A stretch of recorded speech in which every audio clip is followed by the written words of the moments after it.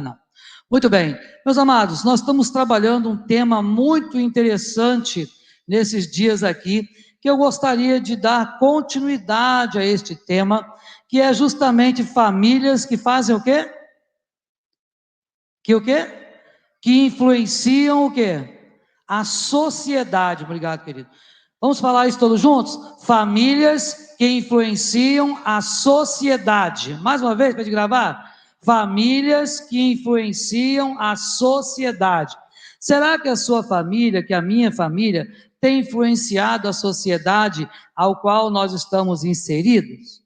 Sabe, é importante nós pensarmos nisso, porque nesse tempo onde o evangelho tem se tornado tão superficial, nesse tempo onde as pessoas têm banalizado tanto o evangelho, nós podemos ter famílias que realmente influenciam a sociedade onde elas estão inseridas, é realmente algo muito importante de nós conversarmos aqui na igreja, e nós podemos então colocar tudo isso nas mãos do nosso Deus. A palavra de Deus que vamos estudar nesse tempo, durante alguns domingos, está justamente no texto de Êxodo, capítulo 20. Então peço que você abra a sua Bíblia, nós vamos ler nesse primeiro momento apenas um versículo, e esse texto vai nos falar ao nosso coração. Êxodo 20, versículo 3. Todos acharam? Amém? Glória a Deus. Misericórdia, alguém está procurando. O bom da Bíblia é que ela faz barulho na folha. Aí eu escuto, quando passa assim eu escuto, né? Eu espero. O ouvido está bom, né? Pelo menos o ouvido está bom. A vista não, mas o ouvido está. Amém? Muito bem. Eu vou ler uma vez, depois vamos ler todos juntos. Não terás outros deuses diante de mim. Agora todo mundo?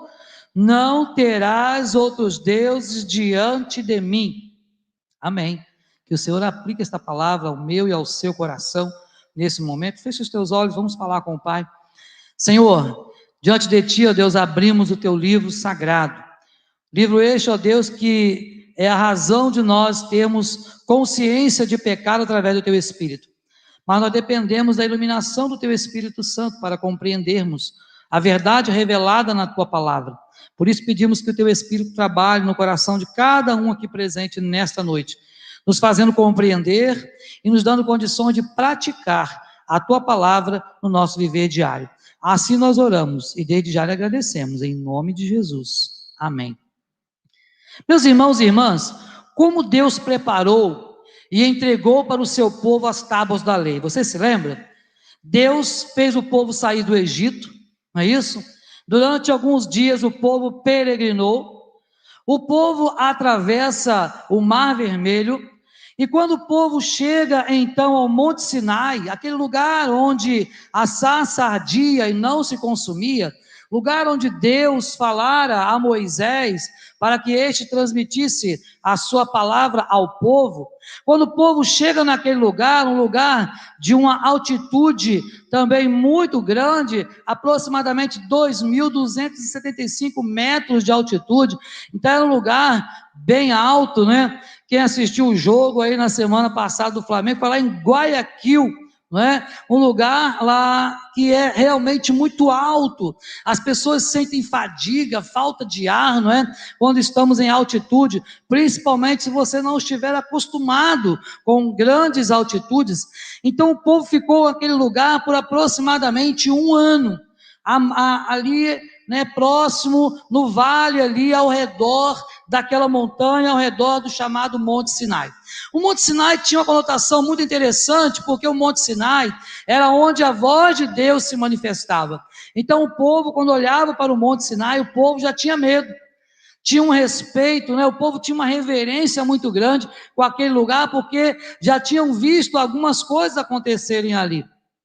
Mas vocês se lembram que Moisés, ele sobe a montanha, porque Deus queria falar com ele lá, e ele queria ver a glória de Deus. E ele então sobe aquela montanha, e lá em cima ele fica um tempo, e diz a Bíblia que ele ficou aproximadamente 40 dias lá em cima. E quando ele desce, o que o povo estava fazendo? adorando uma imagem de escultura, adorando um bezerro de ouro.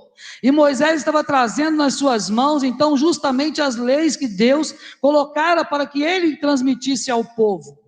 Mas quando chega lá e vê aquela cena, então Moisés fica indignado. Mas mesmo assim, apesar de ter quebrado, aquilo que Deus havia dado para ele naquele primeiro momento, mas ele mesmo assim dá uma dura naquele povo, principalmente, no seu irmão, para que ele pudesse se colocar no lugar dele. Então observe, irmãos, que o povo estava transgredindo a lei do Senhor, sem ao menos ter recebido a lei. Um povo que bastou Moisés ficar longe durante um tempo, que eles começaram a pensar, bom, Moisés já foi, está morto, as feras comeram, não vai voltar mais, vamos fazer alguma coisa para nós adorarmos. Meus irmãos, é fato de que a sociedade em geral, de que o ser humano, ele precisa de algo palpável, algo visível, para que ele possa então depositar ali a sua confiança ou a sua esperança. A Bíblia diz que uns confiam em carros, não é isso? Outros em cavalos, mas nós confiamos no Senhor. Mas será que de fato nós temos confiado no Senhor?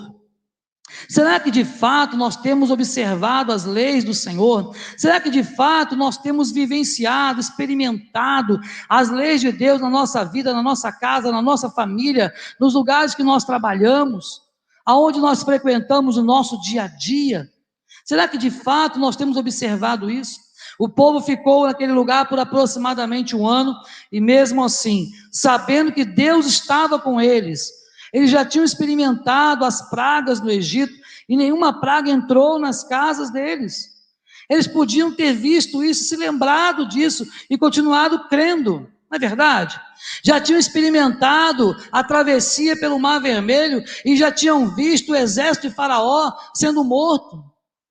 Quando algumas pessoas querem dizer ainda hoje que, mas o povo atravessou, mas tinha lá pelo menos um meio metro d'água. E aí eu falo, bom, então o milagre foi maior ainda, porque Deus afogou todo mundo lá do exército Faraó em meio metro d'água. Porque a verdade, meus irmãos, que o povo de Israel havia experimentado o poder de Deus. Com mão forte, com braço estendido, Deus os havia livrado. E agora, de repente, o que acontece? O povo volta à prática das mesmas coisas. Irmãos e irmãs, nós somos realmente reincidentes dos nossos pecados, não é verdade? Não existe vários tipos de pecado. O pecado, na verdade, é apenas um, desde o Éden. E o pecado desde o Éden se chama desobediência. Não é verdade? Todo pecado se resume na desobediência.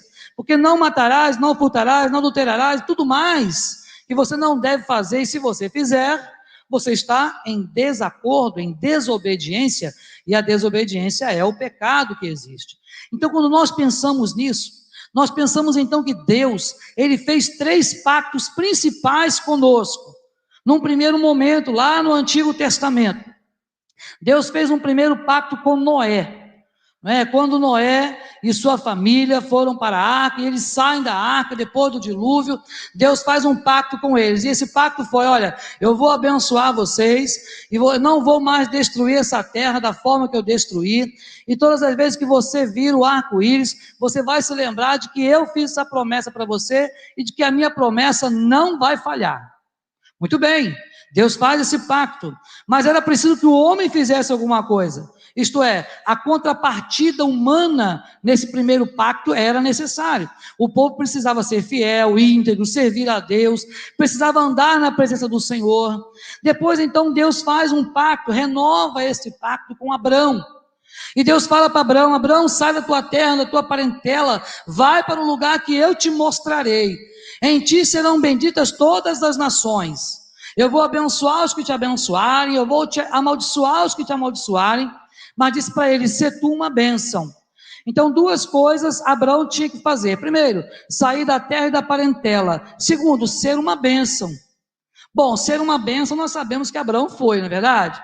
Mas obedecer em sair da terra também obedeceu, mas não obedeceu o sair da parentela, porque levou consigo quem? Ló.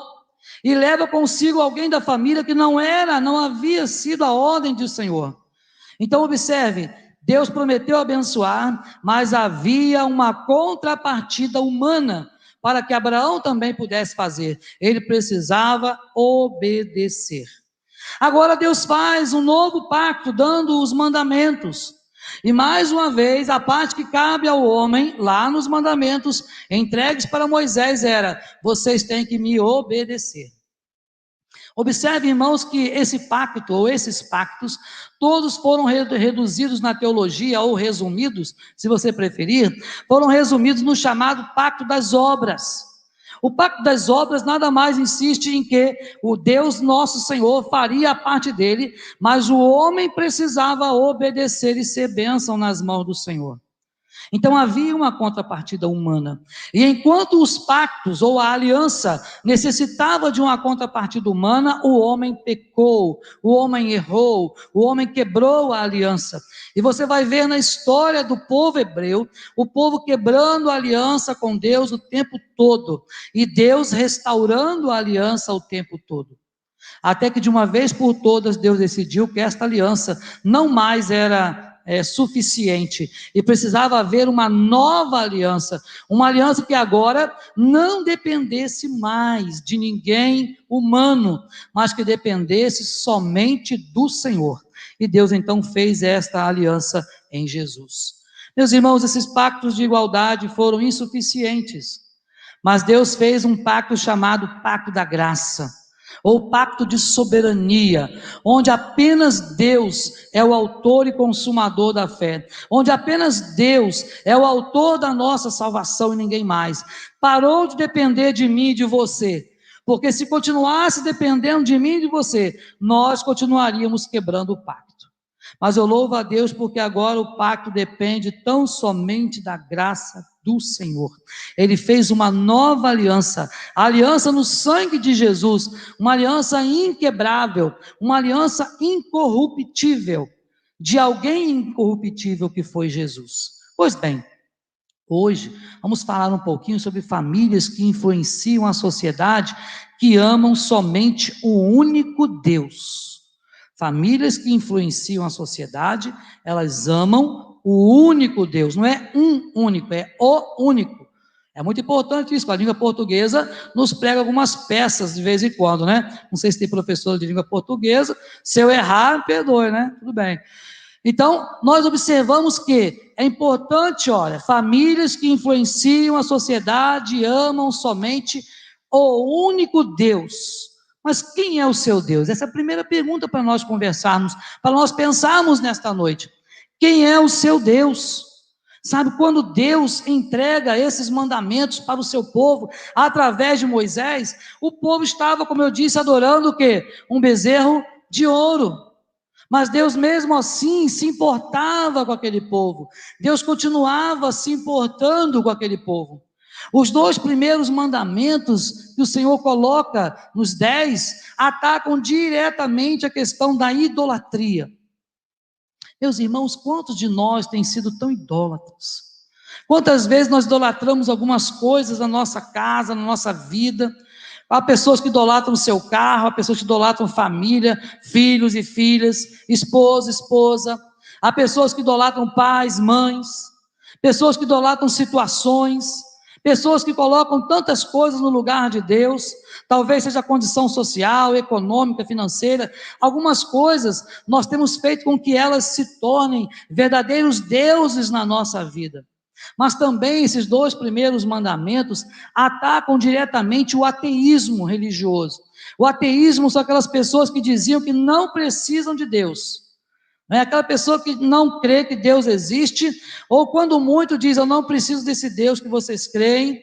Então, esses 2 mandamentos vão atacar diretamente as pessoas que se dizem ateus e que na verdade não são. Também esses 2 mandamentos atacam o politeísmo, isto é, aquelas pessoas que adoram a muitos deuses.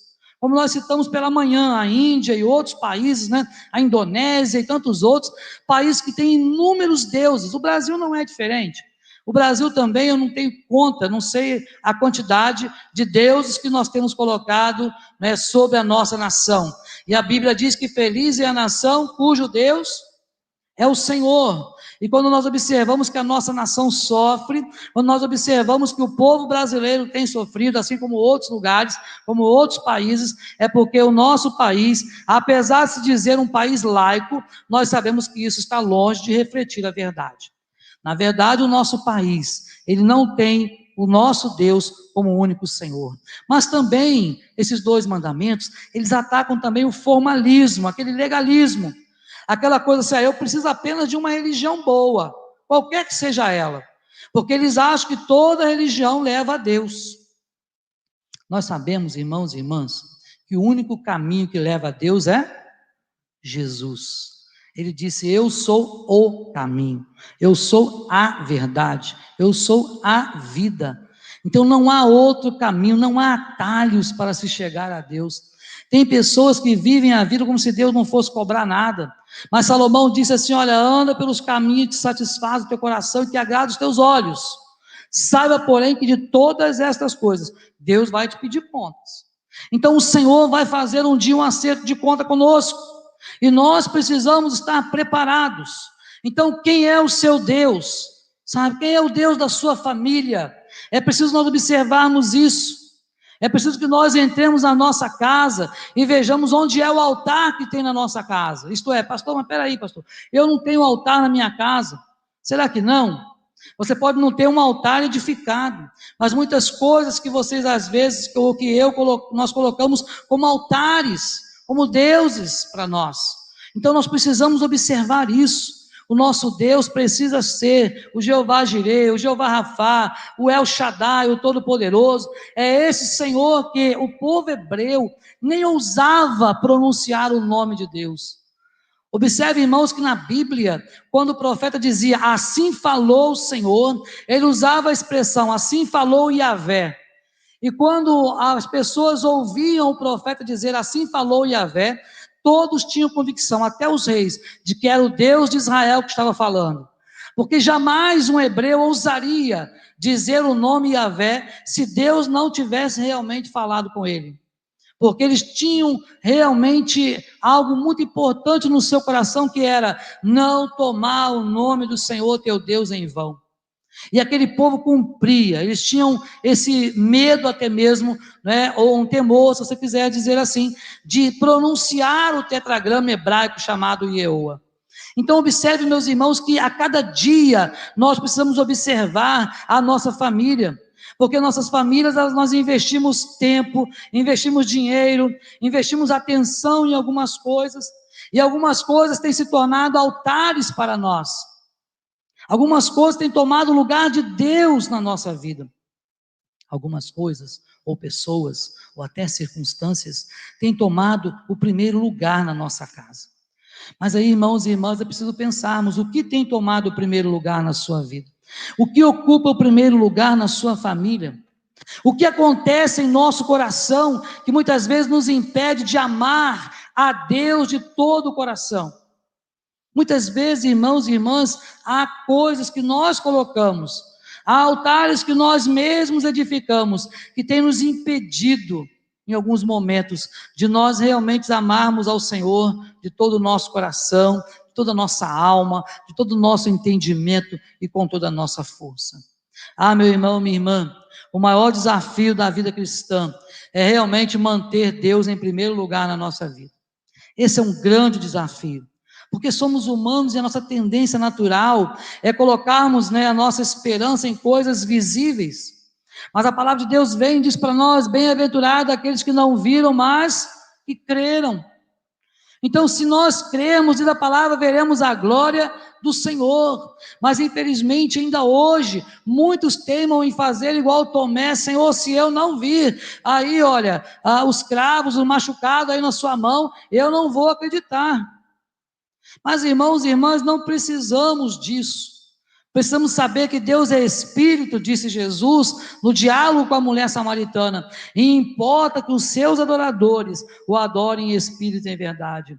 Você hoje não precisa mais levantar altares, você não precisa mais fazer sacrifício, você não precisa mais derramar sangue, porque o sangue de Jesus já foi derramado na cruz do Calvário, e continua sendo suficiente para nos abençoar nesse tempo.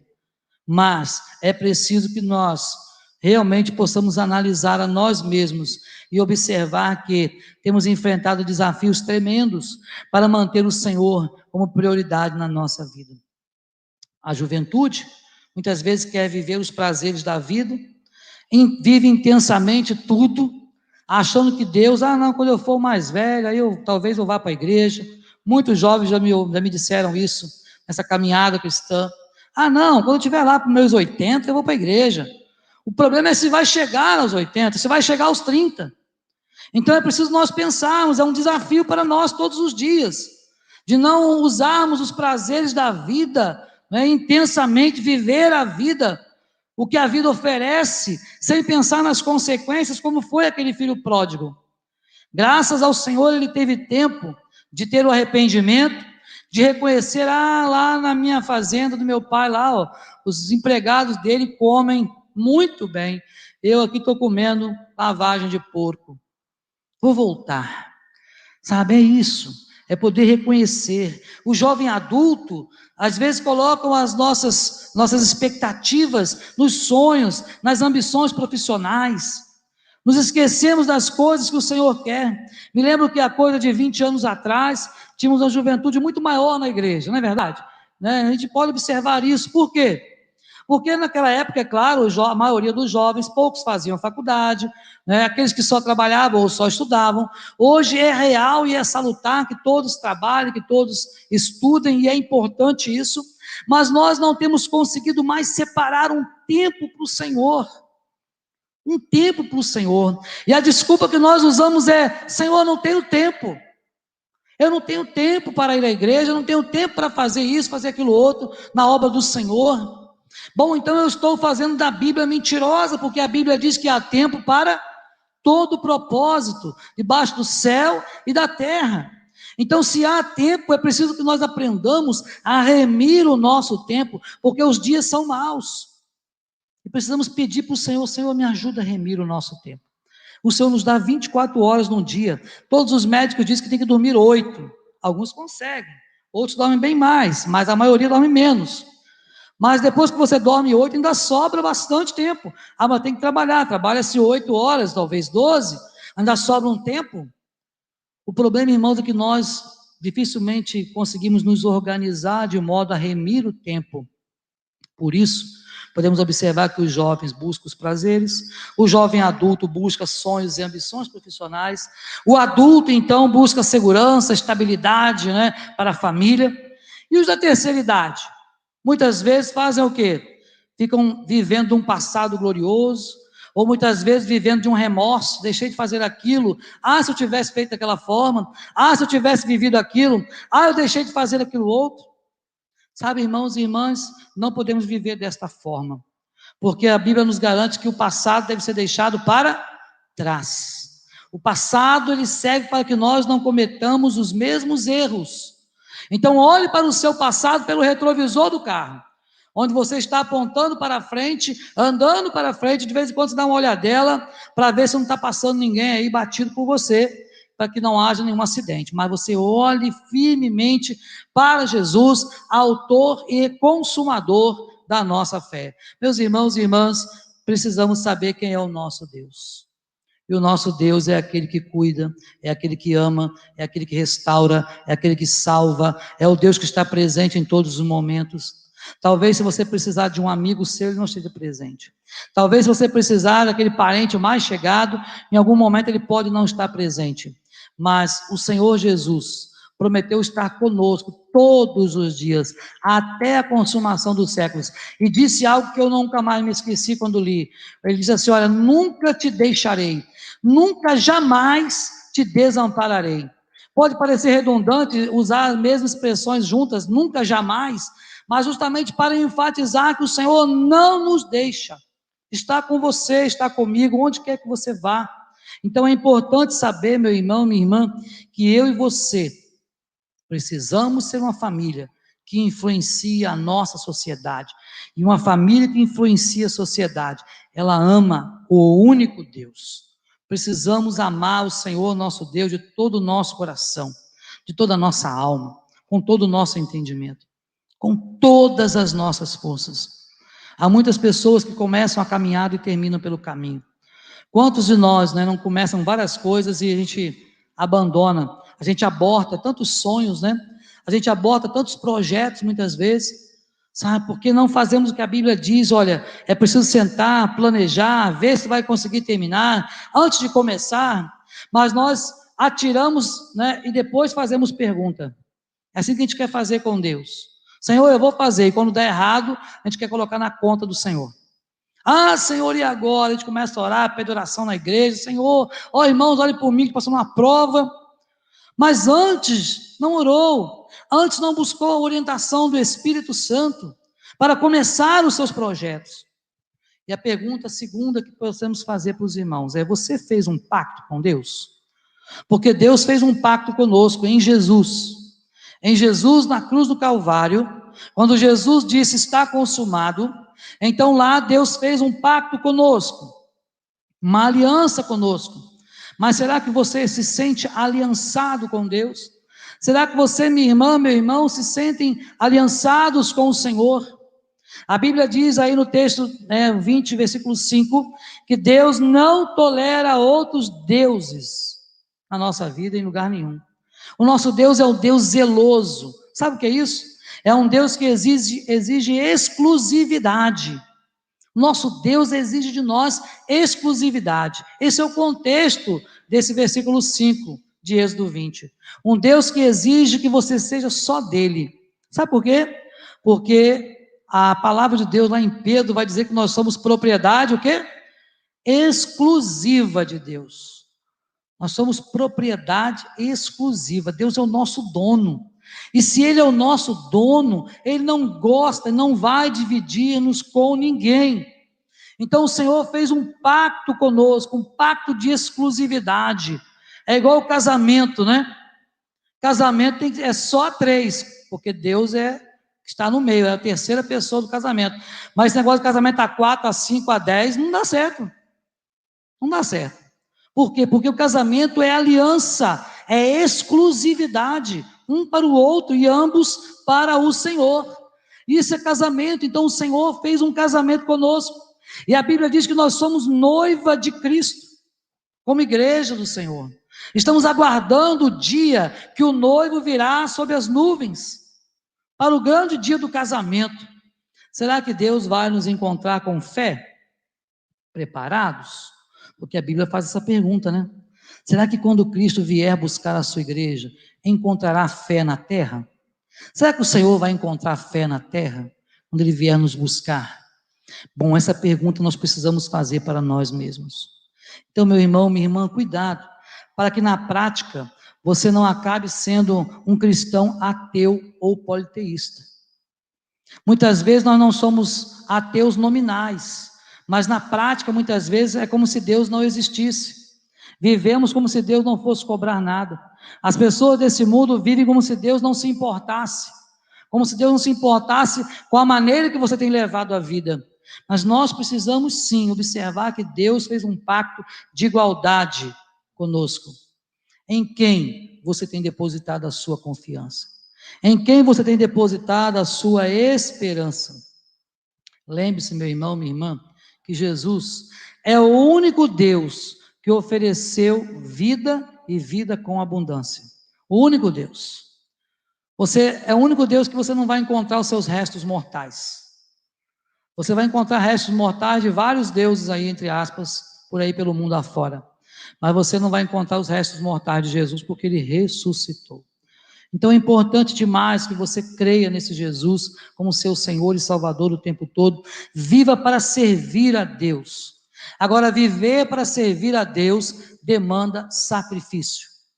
Demanda sacrifício. Não sacrifício de sangue, mas a Bíblia nos diz que aquele que quiser vir após mim, deve fazer o quê? A si mesmo se negue, não é isso? Dia a dia tome a sua cruz e siga Jesus. Há uma cruz a ser carregada. Há uma renúncia a ser praticada. É preciso negar-se a si mesmo. Você poderia estar em outro lugar agora com a sua família, desfrutando do Dia das Mães, do finalzinho, né? Talvez jantando fora com a sua mãe ou com a sua família, mas você está aqui. É um negar-se a si mesmo. Quantas vezes, às vezes com sol quente, você poderia estar na praia, você está aqui, de manhã na escola dominical. Então isso é negar-se a si mesmo. Então o crente sim, servir a Deus é demanda de sacrifício.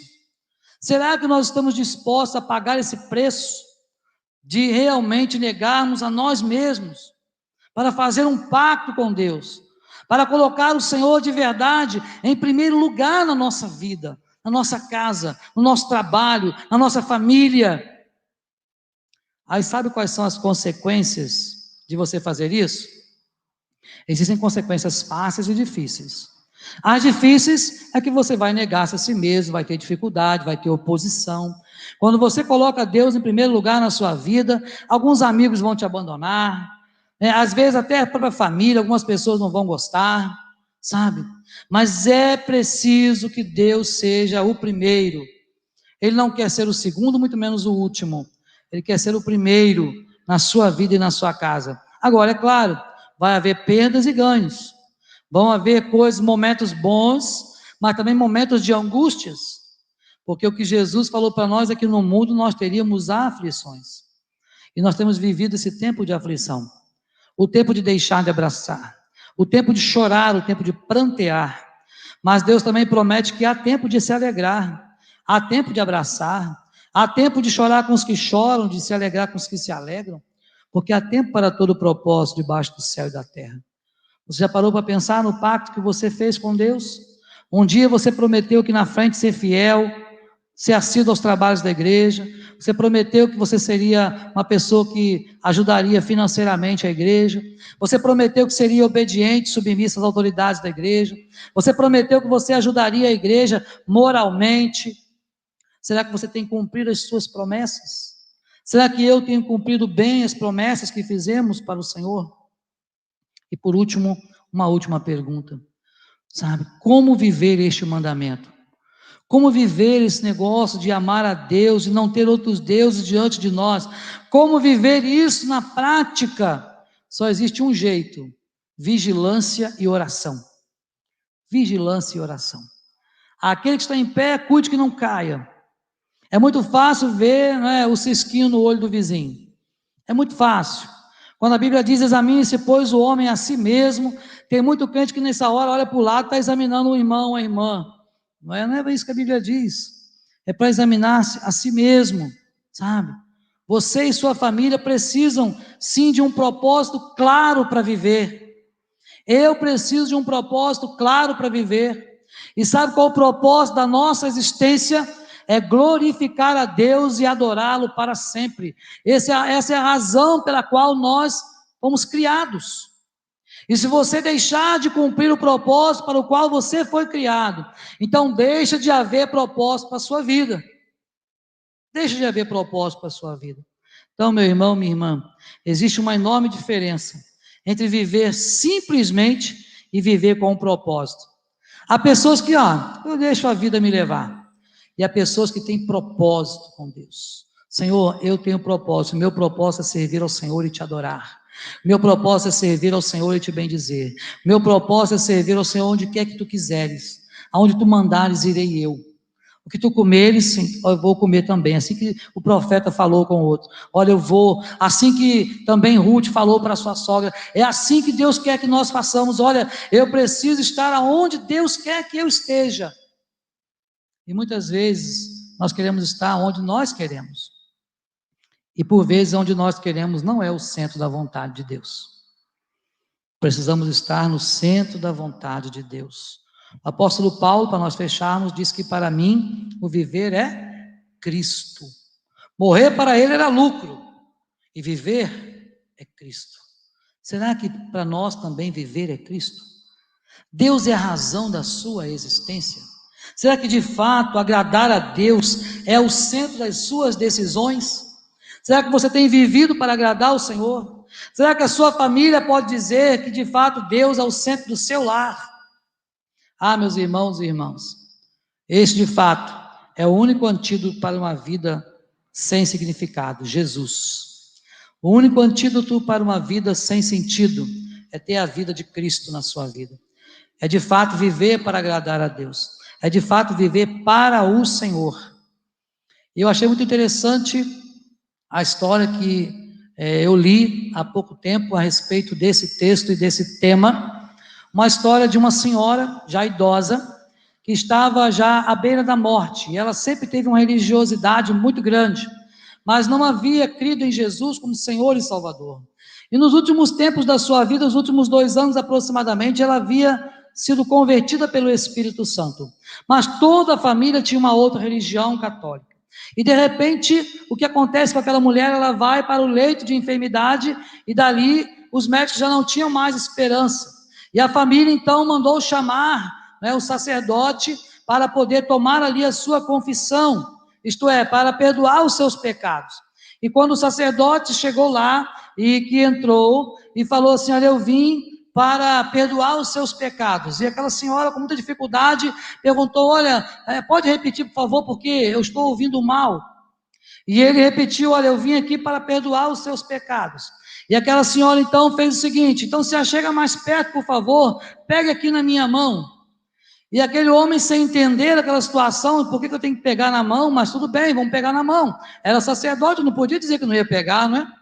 E ela então procurou, e tateando assim na mão dele, falou assim: olha, você não veio, não pode ser você que veio para perdoar os meus pecados, porque você não tem a marca dos cravos nas mãos, você não tem a marca dos cravos, isto é, você não é Jesus para perdoar os meus pecados, Jesus já perdoou os meus pecados.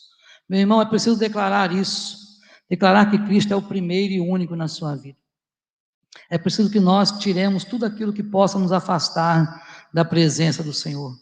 Confie na suficiência de Deus. Deus não precisa de amuletos, Ele não precisa de intervenções de ninguém. Ele pode usar quem Ele quiser? Pode, Ele é Deus. Ele pode usar uma situação, uma criança, um idoso, Ele faz o que Ele quiser porque Ele é Deus. Mas Ele não precisa, se Ele não quiser, Ele pode fazer sozinho, porque Ele é Deus. Então confie na suficiência do Senhor, sabe? Então que Deus possa realmente ser o primeiro na sua vida, porque desta forma, a sua família, a minha família, nós poderemos impactar a sociedade que nós estamos inseridos. Então, meu irmão, minha irmã, tenha Cristo como Senhor da sua vida, confesse que Jesus é o Senhor, que Ele é o Salvador da sua casa, da sua vida. Ah, pastor, mas eu já sou crente, já sou de Jesus, é verdade, mas fale isso para o Senhor todo dia: Senhor, eu amo tanto o Senhor, Deus, e eu quero confessar a cada dia que Tu és o meu Deus, o meu Senhor.